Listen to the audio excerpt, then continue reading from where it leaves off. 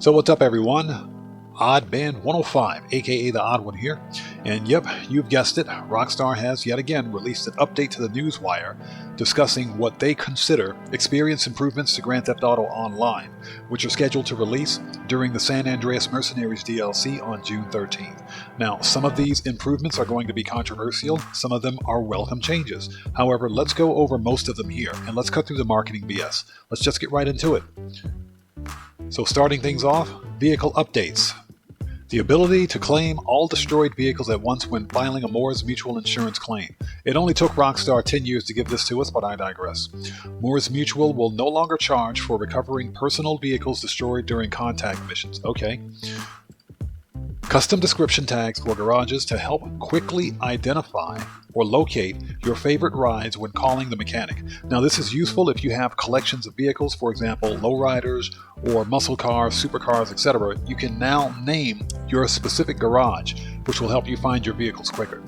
The ability to select from individual floors when requesting vehicles from the Eclipse Boulevard garage.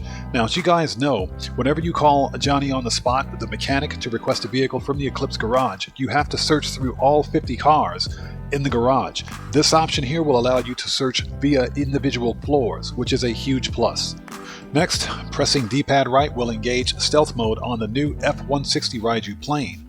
Vertical takeoff and landing VTOL will move to L3 LS. Holding L3 LS when flying all VTOL aircraft will switch into it and out of VTOL mode. So this confirms that the new jet will have stealth capability and will also be vertical takeoff and landing enabled.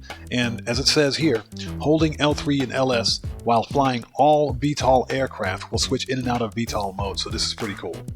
The option to request an active mobile operations center, Avenger, or Terabyte delivered closer to your location via the interaction menu. So this is helpful because whenever we request one of our mobile bases, it usually spawns about 2 or 3 blocks away from where we are. So it only took Rockstar a few years to do this, but it's about time. Okay, additional filters for race types when browsing the jobs menu. The Willard Eudora and Albany Classic Broadway will be eligible for taxi work when using taxi liveries. Now, I'm going to say it again. This should have been a thing from day one. It's about time, but it only took Rockstar 6 months. Now, this next topic is going to be controversial, and you guys will see what I mean here shortly. Lesser used vehicles will be removed from in-game websites to streamline the browsing experience. These vehicles will be made available via event showrooms, the Lucky Wheel, and other places. So do you guys know what this means?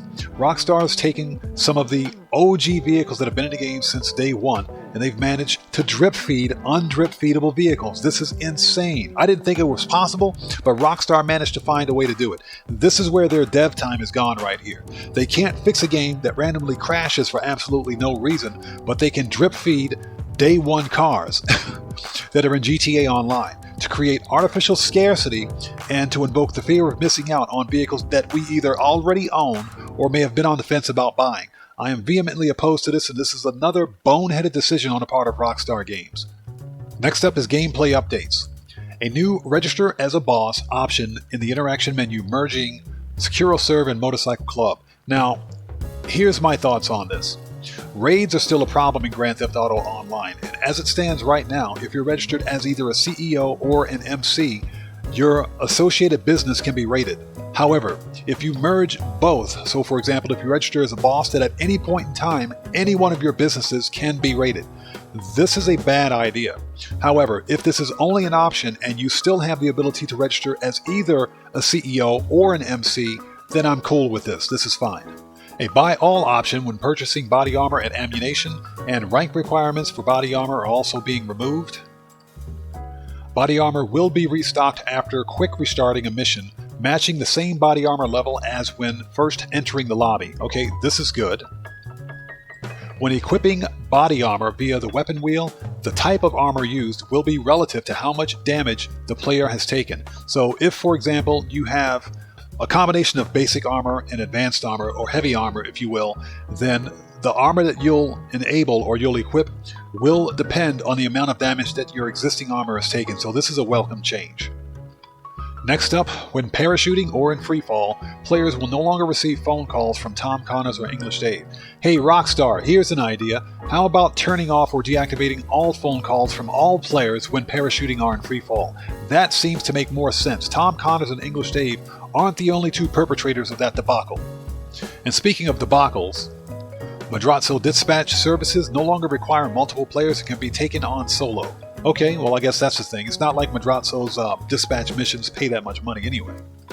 Alternative sprint controls hold to sprint in the settings menu. Okay, this is a welcome change so we can stop button mashing the A button from now on.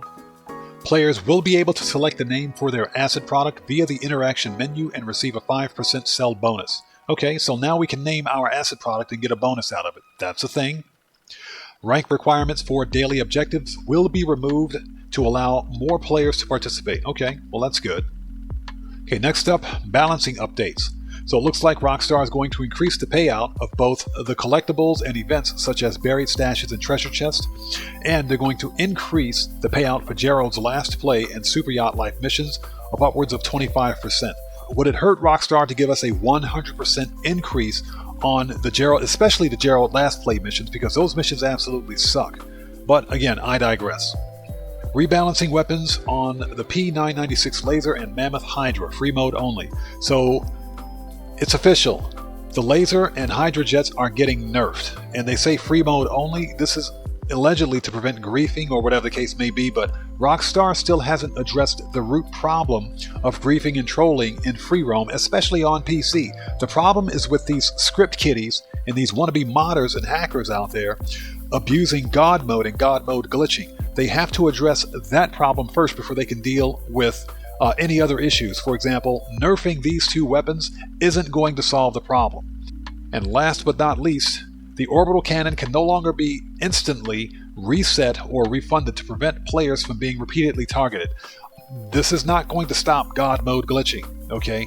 Where there's a mod menu, there's a way, and Rockstar again needs to address the root problem here. What they should have done, and I am perfectly fine with this, was remove the orbital cannon altogether. There's no need for this weapon in either free roam or in any kind of a private lobby. This is not a money grind weapon. It does no good in the game. And if they do remove it, the only people that are going to miss the orbital cannon are the script kiddies and wannabe modders and hackers that can't play the game fair and have to cheat anyway. Okay, next up is Career Progress, a new feature that displays your progress as you rise through the criminal ranks and establish your empire. Now, this feature is only available on next-gen console. This is not available on either PC or Xbox One or PlayStation 4. Next up are the creator updates. So several new additions have been made to the Rockstar creators, such as dozens of new props are available to all creators. You have the snow effect, which is available in death matches, races, and survivals. You can toggle music scores on and off. You have the ability to distinguish teams by assigned outfits. Death matches will now have the options for dynamic teams. There will be an option to increase the number of enemies to spawn in survival matches. Fixtures will be removable in the King of the Hill creator. And finally, the prop limit on PC will be increased to 300, so that's a thing. And guys, that's pretty much it. Now, Rockstar has also indicated that there will be additional information to be released prior to the release of the Los Santos Mercenaries DLC, so stay tuned for that. So guys, sound off down in the comments below. Let's have a respectful discussion about this. Tell me what you guys think about these quote-unquote experience improvements, whether or not you're excited for the upcoming DLC or if you're still as skeptical as I am about it. And I am going to just say that this idea that Rockstar is drip-feeding undrip-feedable vehicles, they're taking the OG vehicles out of the game and they're making them specialty items by reintroducing them via the Lucky Wheel or Simeon's or the prize ride at the LS Car Meet is asinine. This makes absolutely no sense to me, and I didn't think that Rockstar would stoop that low, but they managed to do it. But that's just my opinion. You guys tell me how you feel about it and what you think. Sound off down in the comments below. And with that being said, guys, this video is a wrap. I've been Oddman105, aka The Odd One. And if you guys found this video informative, then you know what to do. Smash that subscriber button, hit that bell icon, leave a like or two, and don't forget to check me out on Twitter at Oddman105. And I will see you guys when I see you guys in the next video. Please stay safe, and remember, don't just start the fire, bring the smoke. And take care out there.